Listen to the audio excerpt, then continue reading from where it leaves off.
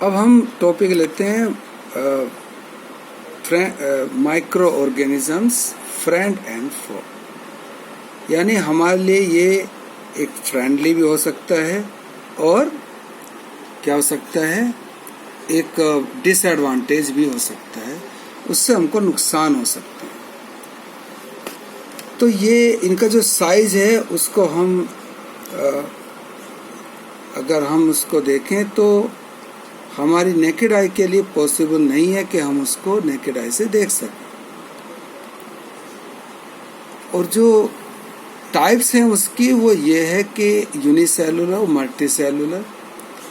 Unicellular means single cell के और multicellular means more than one cell के। ये दो डायग्राम जो दिखाए गए हैं वो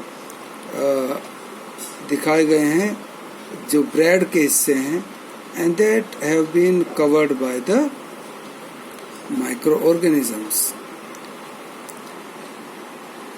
मेनली 4 टाइप्स के माइक्रो ऑर्गेनिजम्स होते हैं, बैक्टीरिया, एल्गी, फंगाई, प्रोटोजोआ। और जो 5th कैटेगरी है वो वायरस की है, वायरस को भी हम माइक्रो ऑर्गेनिजम्स कंसीडर करते हैं। ये बाकी से लेकिन डिफरेंट क्यों है? Because they reproduce only in the body of the host organisms like bacteria, plants और एनिमल्स।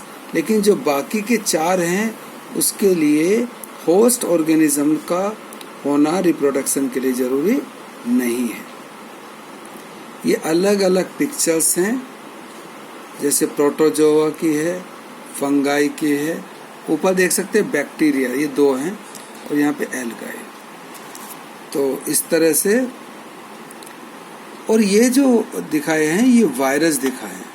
अभी आप रिसेंटली देख रहे हो तो उसको ये थोड़ा सा यहाँ पे आप देख सकते हो कि किस तरह से जो है ये सिमिलर है उसी के कोरोना वायरस के, कोविड-19 के। तो शेप में डिफरेंस आप साफ देख सकते हैं अलग अलग वायरसेस की, ये अलग शेप का है। इसके बाद फ्रेंड्स की तरह से कब काम ये करता है, बहुत सारे यूजेज हैं। जैसे कर्ड जो है वो बैक्टीरिया है, एक बैक्टीरियम लैक्टोबैसिलस, तो उससे मिल्क से कर्ड बनती है। ब्रेड बनाने के लिए ईस्ट का यूज करते हैं। और जो अलग अलग दूसरी तरह के यूज हैं, जैसे शुगर को अल्कोहल में कन्वर्ट करते हैं लार्ज स्केल पे फर्मेंटेशन से। लुई पास्चर ने इसको इन्वेंट किया। ये लुई पास्चर की पिक्चर है। इसके बाद एंटीबायोटिक्स होती हैं जो बैक्टीरिया से डिजीजेस कॉज होती हैं, तो उनके ट्रीटमेंट में काम आती हैं। एक एग्जांपल जैसे आप देख रहे हैं स्ट्रेप्टोमाइसिन, टेरासाइक्लिन, इस तरह की कॉमन एंटीबायोटिक्स हैं। और इनका फंक्शन क्या है कि these medicines kill or stop the growth of disease causing microorganisms, and these are prepared using microorganisms. और इसमें जो मेन चीज ध्यान रखने की है एंटीबायोटिक्स लेने की, कि the course should be finished as suggested by the doctor, और ये तभी लेनी चाहिए जब डॉक्टर, क्वालिफाइड डॉक्टर प्रिस्क्राइब करे, मॉनिटर करे।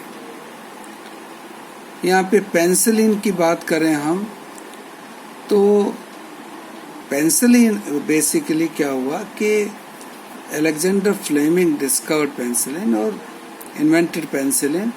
और ये हुआ क्या कि डिजीज जो है बैक्टीरिया से जो होती है उसको एक तरह से स्टडी कर रहे थे अलेक्जेंडर फ्लेमिंग, और उस टाइम उन्होंने ऑब्जर्व करके और ये पेनिसिलिन को प्रोड्यूस किया। वैक्सीन जो है ये एक बड़ी इम्पोर्टेंट चीज़ है, इन्वेंशन है ये एडवर्ड जेनर का। इसमें क्या है कि जो एंटीबॉडीज हैं बॉडी के अंदर उनको प्रिपेयर किया जाता है।